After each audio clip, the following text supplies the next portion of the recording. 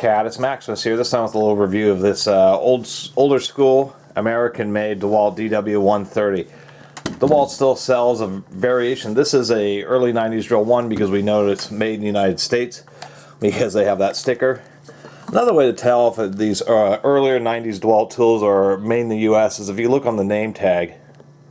What you'll find is if they don't say where it's made, it's just blank and it just says like DeWalt Industrial Tool serviced by Black & Decker.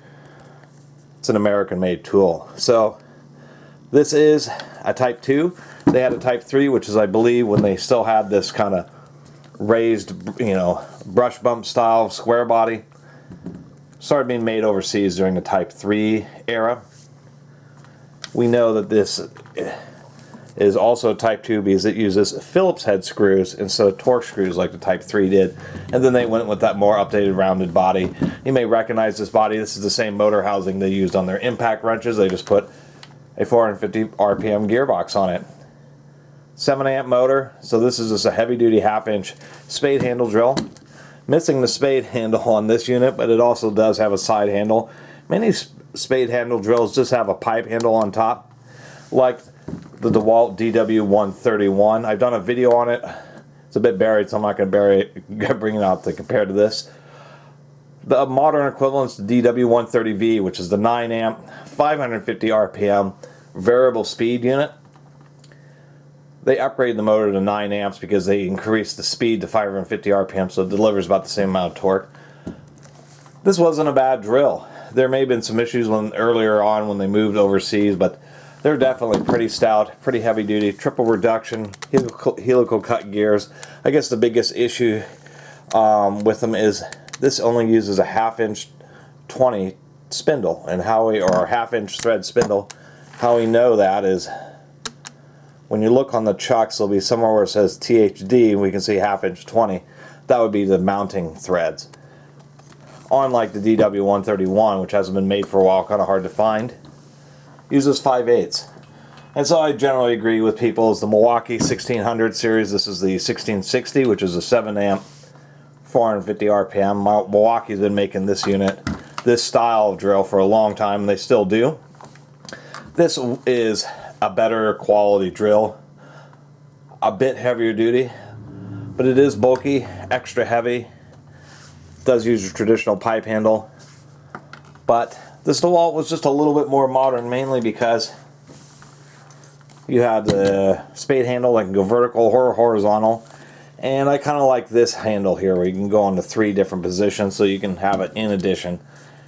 You just want to be a little bit more careful when you're just holding it by this.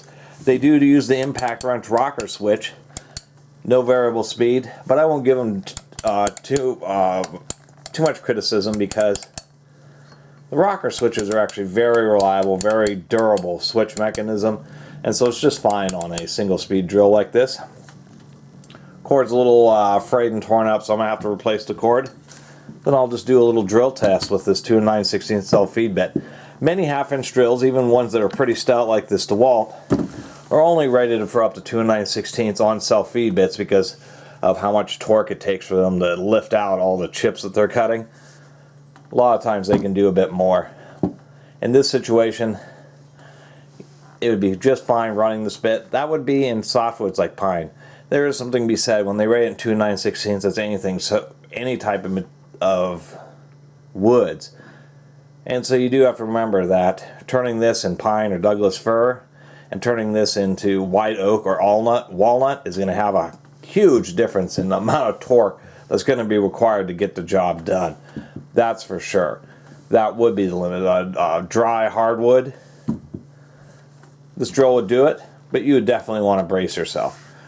But versus the Milwaukee, instead of that squarish handle, it's just a little bit more modernized.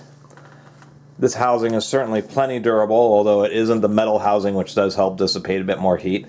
And there are complaints where, even though it's a 7 amp motor, the wattage output was rated like 580, or like its bigger DW131 brother, the Milwaukee, or more around 700 watts. So that was one of the things that kind of upset some people, was the fact that the motor, even though it has the same peak amps, did seem to deliver just a little bit less power. But I also read that more about the overseas ones, where lots of people with these earlier American-made DeWalts from the 90s say they are super stout drills, and I agree. This is a stout drill. At least they have a gasket, so less oil seeping from the gearbox. Let me plug it in. I'll give it a quick run, and then I'll go ahead and before I do my drilling, I'll just do I'll open it up real fast, show the back end. I got to replace the power cord anyway. Put some grease in the gears, and then I'll do a little drill test. So we'll just give it a little run here.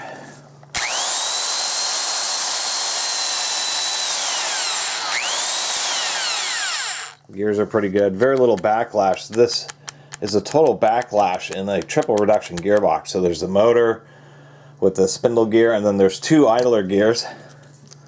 That's these two bumps here, or that's for the bearings for those two idler gears, and then the spindle gear. So there's actually multiple gears, 3 gears in that gearbox, 2 floating and the spindle gear. And so the gears are definitely more than stout enough. It's like a overseas made Jacobs chuck even on this US made one, because this isn't a genuine Jacobs chuck, but it's built exactly the same way. Definitely is pretty good. One last thing to notice, I thought that most of these half-inch drills that you'll ever find will have a screw that goes down into the chuck, so if you're doing heavy reverse operation, that prevents the chuck from unscrewing itself. But some manufacturers, and DeWalt was one of them, and it isn't totally consistent on their tools, but this is one of them where if you look down in there, there isn't even a hole for a lock screw. Instead, this chuck is torqued onto the spindle really tight, and they can be a bear to remove. You have to take apart the gearbox and find ways to block up the gear. It's kind of annoying. So I did want to mention that for anybody watching, that there is no lock screw in this chuck. It's just super torqued.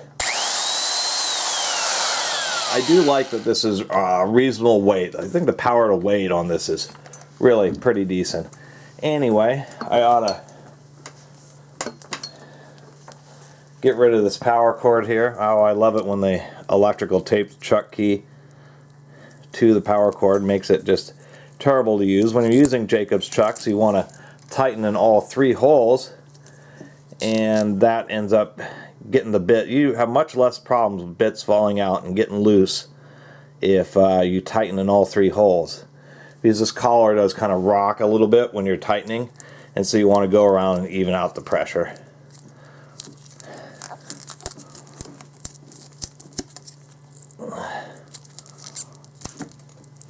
There we go. So first I'll knock out this, and we'll take a look at at least electricals in the trigger.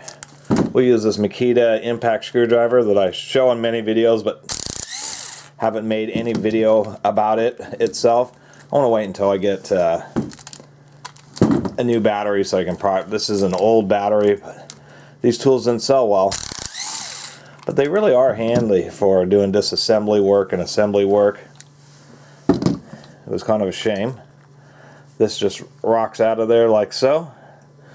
Forgot to mention, we do have a little trigger lock. It's very difficult to activate, as it should be on a tool like this. Many of these don't have trigger locks. And what is interesting in here is that, and I've looked at other YouTube videos, and this is apparently the way this was shipped from the factory.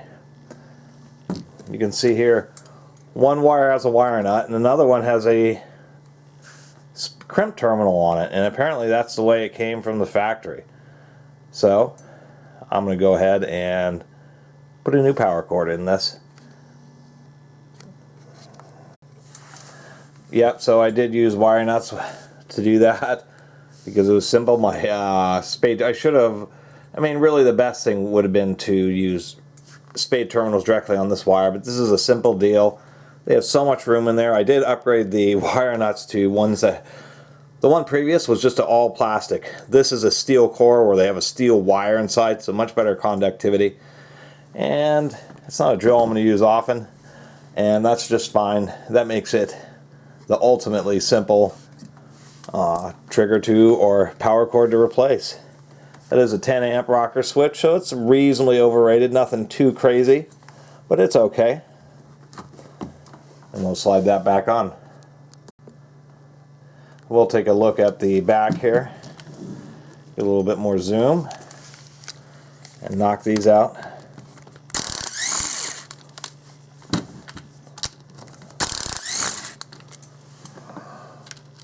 This little driver is just so much nicer than using a huge impact.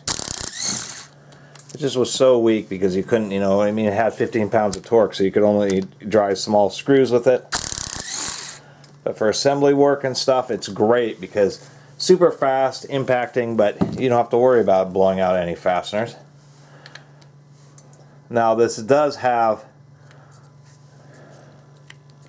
interestingly enough, they got like a little plastic thing in there to, I guess, block the bolt hole. Nothing too exciting in there. I should probably get a flashlight here. Here we go. The motor isn't, there we go, isn't particularly great. Just has crimped terminals. It does have a nice lacquering on it, pretty heavy, but not a bunch of extra protection. So the motor is a little cheaper. In the older versions, they would put much more protection. It'd be very difficult to see the wires in the motor, but really it's not such a big deal. But they didn't do anything special. What we can see, I'm trying to get this, is that there is even still some shiny copper. That motor has barely been run. Power tool motors, brushed motors, have, it depends on the tool, but anywhere from 500 to 1,000 hours of runtime on the commutator. And something like a 1/2-inch drill, the only time you're going to be putting accumulating hours if you're using for mixing. Under general use, drilling holes and stuff, it's like a saw. You run it for a minute or less than a minute, and you may do that multiple times, but overall you don't build up that much hours on the tool. So many times you can have tools that, I mean, this is like the perfect used one because it wasn't used to mix mortar and cement and grout and that type of stuff, which really kind of tears up the body. But nonetheless, you can have tools that look pretty old and pretty used, and then when you actually bear witness to how worn the commutator is and like how worn the gears are, you can find that, wow, it's just been beating around the garage or something but hardly ever been used. That being said, I should mention here, get even closer, is that they're just, I mean, between the ventilation on this, that's one of the ways they get away with this, is that you can just see the huge gaps, quite a bit of ventilation, nice big brush holders. Overall not too bad. So let's take a look at the gearbox. It is a chunky 7/16 thread side handle, so at least that's decent. No helicoiling, so if you go in and out with the handle or use this a bunch and are constantly retightening the handle, it'll blow the threads out.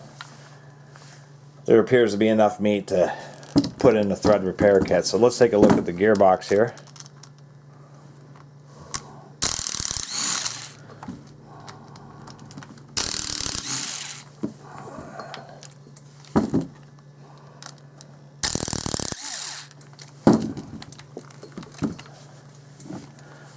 I love this little Makita driver, to tell you the truth. That's, well, I don't really have a choice. There we go. Many times the upper screws will be a different length than the lower screws, so it's something to be aware of.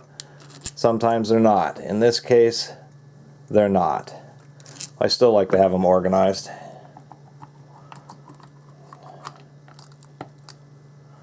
Oh, part of the gasket did break, but that's not a big deal. It's around the bolt thread.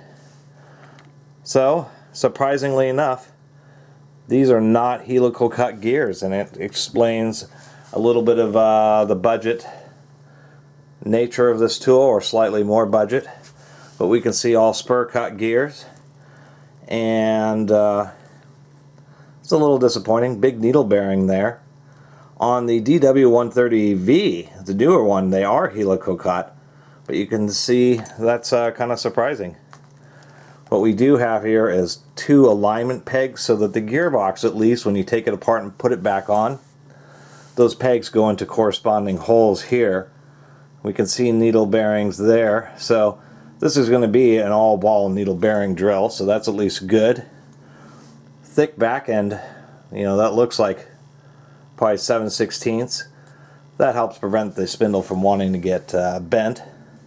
Decent amount of grease, but we can see it's just a basic lithium grease. It doesn't have the black color, no molybdenum or graphite in it.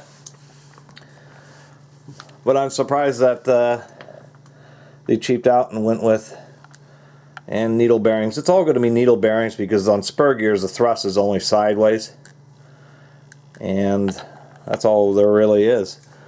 Really, the gears that wear out on drills, when you take them apart, it's either going to be the very final gear like this one where the highest load is against the spindle, or it's actually going to be the motor gear itself because it's the smallest and has the fewest number of teeth and thus has the least amount of surface area to accept wear. Pull out those gears, and so when you inspect the spindle on a motor, you just want to take a look at it, you know, take something. I can't even see. And you can take like a piece of metal, I'm just using a screwdriver tip, and you can run it from the area where the gears ride to where, you know, it's fresh and new, and if you feel a lip there, then you know it's starting to get some wear. You can also see it. This one hasn't been used very much, and even though they're spur cut, they are quality gears. This thing's ready to go. I'm going to put some grease in it. Alright, so I'm not sure. We got a tree branch here. I'm going to run this 2 9/16 self-feed bit through here. Make sure I'm properly braced. I'm actually going to brace the side handle against my leg because this is a pretty big bit. If it catches, it's not going to be super pleasant. Make sure I'm relatively on center and see how we do here.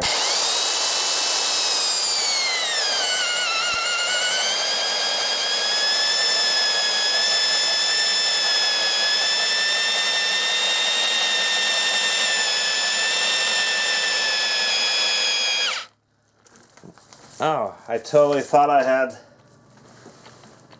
the length to go through there. I guess I didn't.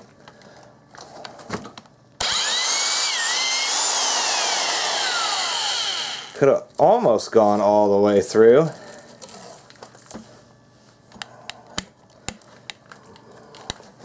We'll try.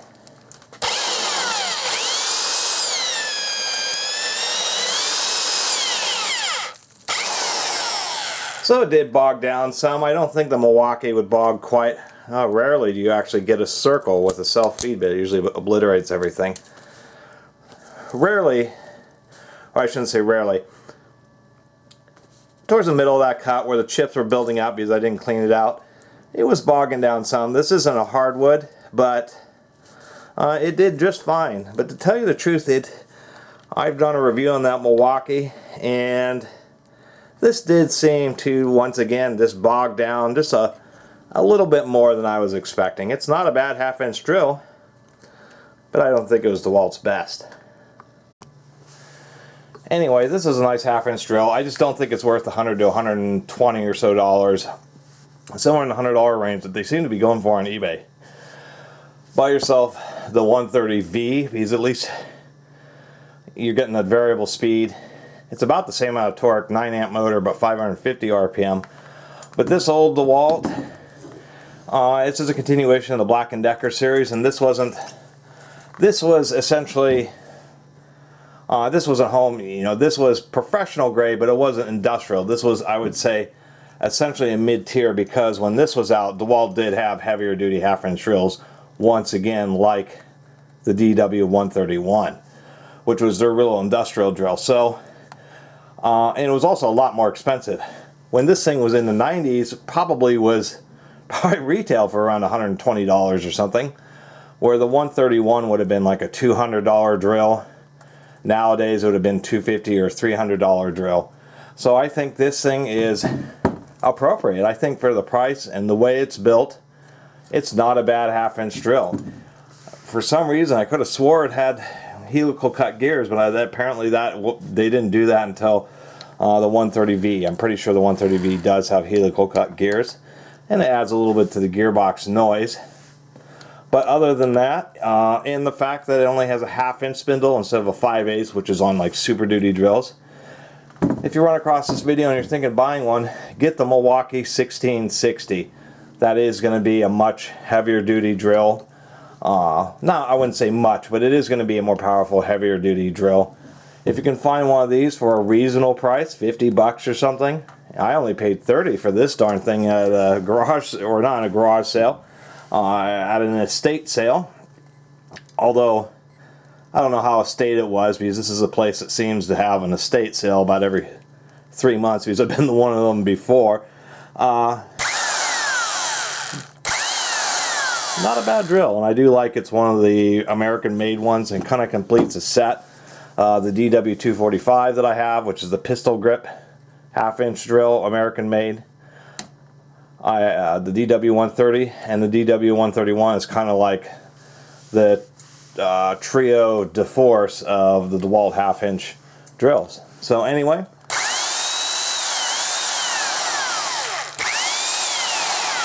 seems to like the molybdenum grease that I put in there.